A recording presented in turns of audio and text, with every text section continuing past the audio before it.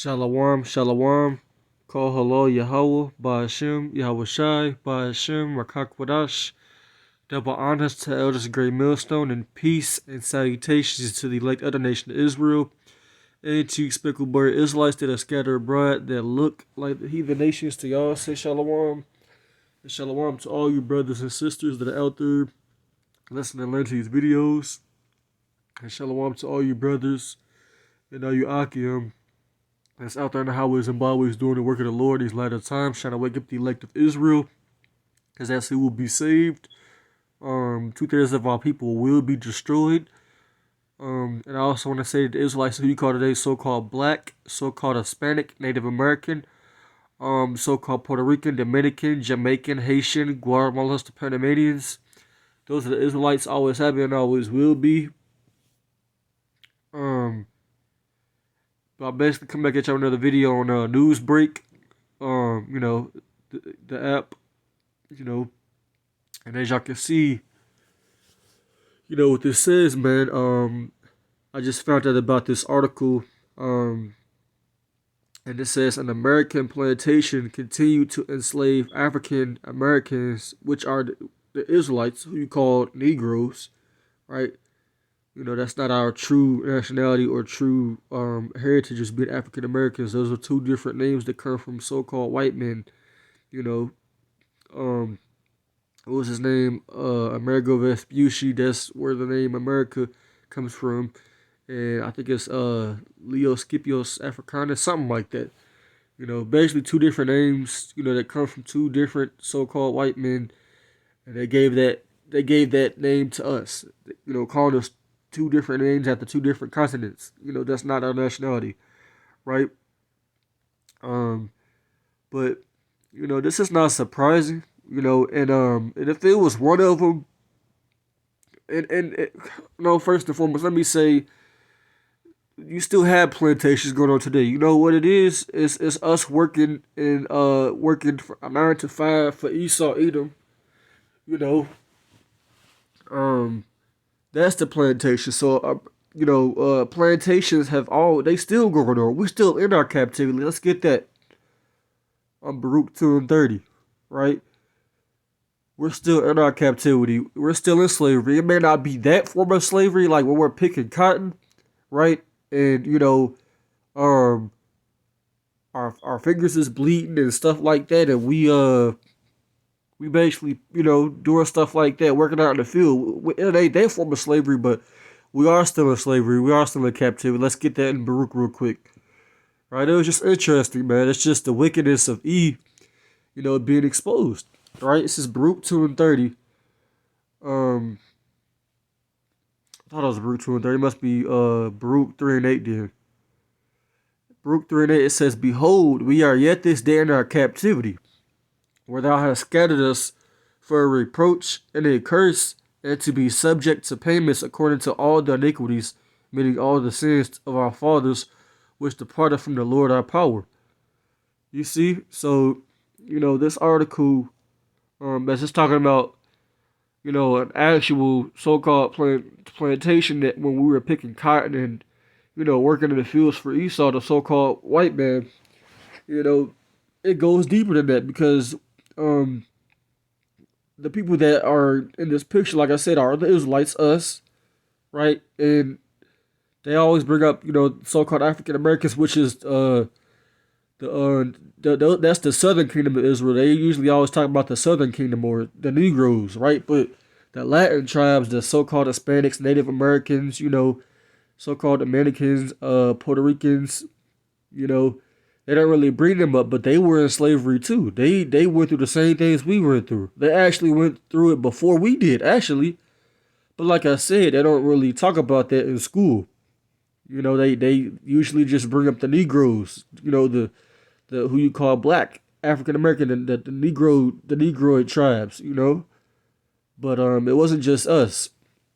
And like I said, the plantations, like I said, not just one plantation, but they've always continued. They've really expanded, right? It's just not exactly ran the exact same way, but they really expanded because,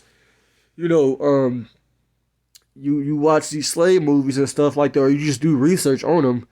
When we were in the fields and stuff like that, when we were working, right, picking cotton, you would have what you call an overseer, right, and that would be Esau Edom, the so-called white man, right, and they would be on the horse, watching us pick cotton. It's the same thing, like when you at the plantation, or your job, because that's the modern day plantation. And this whole system in general is a plantation. It's one big plantation, right? We just got longer leashes now, right?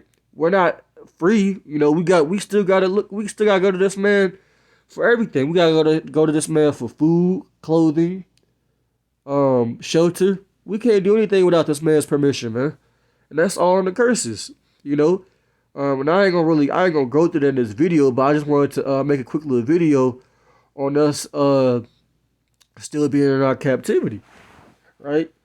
Things ain't really changed like that, like you may think. Like I said, I might not be living inside a slave cabin with Esau Edom, living right next to. Well, actually, we do live around Esau, but like I said, it's not the same exact way, We go to our little jobs or whatever. Like I said, we call it the plantation, right? A lot of our bosses and stuff like that, they're so-called white people. Shoot, when you go outside of your job or the plantation as we call it, who do you see patrolling the streets? Police officers, which goes back to overseers, right? That's what it goes back to. And really, even further than that, going back to the time of the Romans, which the Romans were Edomites, so-called white people. They were the same race of people. They weren't nobody different. It wasn't anybody else. Those were the same people that had us in slavery and captivity. During that time. So yeah, it wasn't really abolished. And this also reminds me of if any brother has seen this movie or hasn't. There's a movie, I think I seen it about 2 years ago. It's called like Antebellum, but basically it's like about this Eve woman. Like, it's like it takes place like during the time of like now, sort of say, when things aren't like exactly like how you see in this picture. But it's almost like she goes. I don't want to spoil the whole thing, but I'm trying to like explain it without giving it away. But it's like, she goes on like a little, girls' night or whatever. You know how Eve's doing the world, and she like kind of like gets like kidnapped or something. They like take her to like a plantation, like an actual plantation, like you see, like where they're picking cotton. They're dressed in slave clothes. They actually have so-called white men, Edomites, with whips in their hands, whipping them. But it's supposed to take place like during this time period, like in this era, like the modern day, like times, but it's going on, but don't nobody know about it. That's how the movie is basically, that's what it's about. Like, and I believe that could very well be going on, like something like that. I very well believe that, and don't forget about the what is it, the prison system, right? Let's go to Isaiah. Is that Isaiah 42 and 22? I think it is. Right?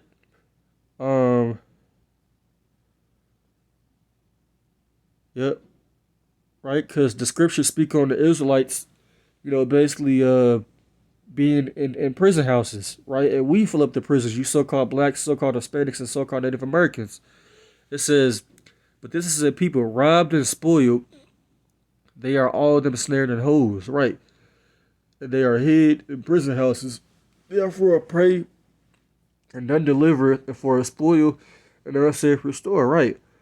A lot of our people, they in prison, they got life in there. They can't do anything else with their life. That's literally all. That's modern day slavery too. Like, being in prison, because most of our people, they fill up the prisons. It's not no other race of people that fill up the prisons except us. That's all by design. That's all, purposely done. Right? And if you know anything about the prison industry, or the prisons in America, they're all like funded and they're all owned by what race of people? The small hats, which are Edomites, you know? And actually, if you want to get into it even more, what's that dude's name? Michael Jordan. He's invested in some prisons, so a lot of Jakes that worship him, that look up to this man, and he's supposed to be one of us, but hey, spiritually he's not. Michael Jordan is a 2/3. He ain't a part of the elect, because he wouldn't be taking a part of that. But he's of this world. He's following the ways of Esau, so he's gonna be destroyed. You Jakes that want to worship him and idolize him, and you're gonna be destroyed with them. Let's get that in the book of was it Isaiah 13, I believe, right? You want to join hand in hand with this man after what he has done?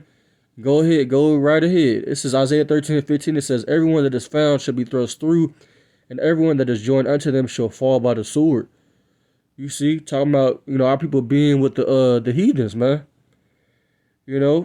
After everything this man has done, let's go back as far as to Cain and Abel, because really Cain was Esau in the spirit.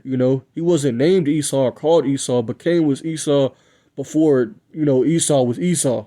If you can understand, they had the same spirit, that bloodthirsty, wanted to do their own thing, wanted to be wicked, prideful. They both had that same spirit.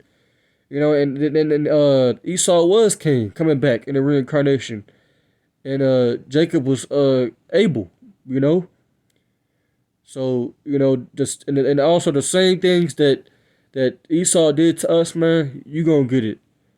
You gonna get it, right? Let me read this right here. It says, shockingly, historians and genealogists found that slavery continued in the U.S. in some form long after the ratification of the 13th Amendment. They talking about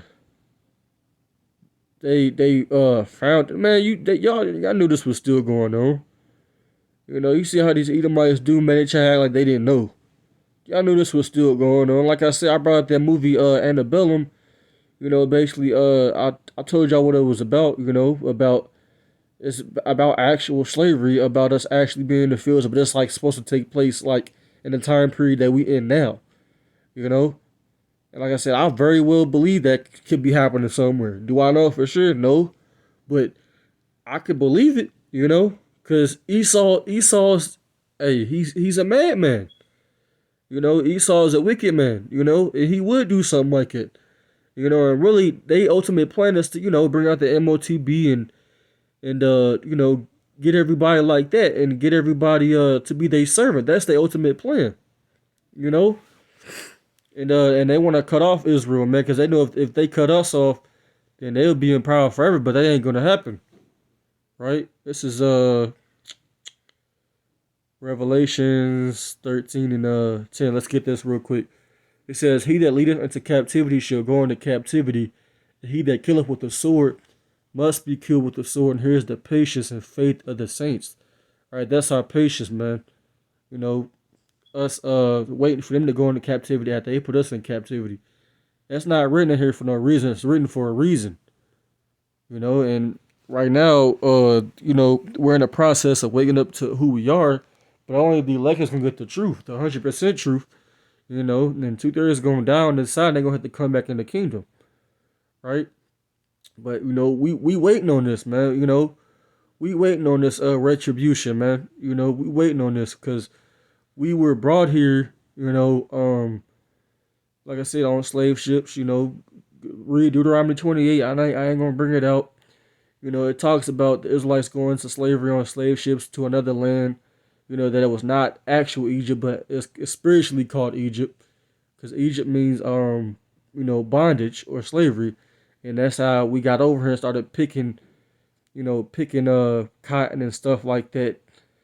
And being whipped and being hung from trees. That's all in the curses, right? Us being sold on auction blocks, us, our wives being taken from us, our children being taken from us. It talks about that Deuteronomy 28, right? And that's how you would know who the real people of the Lord is.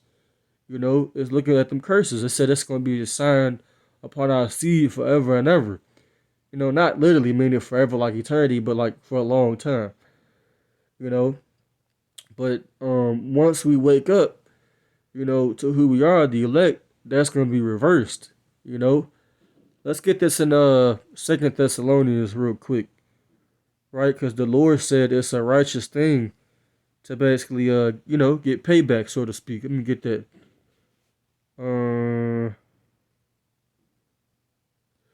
This is Second Thessalonians chapter 1 and verse 6. It says, "Seeing it is a righteous thing with Yahweh, but Shem Yahushua to recompense tribulation to them that trouble you." You see?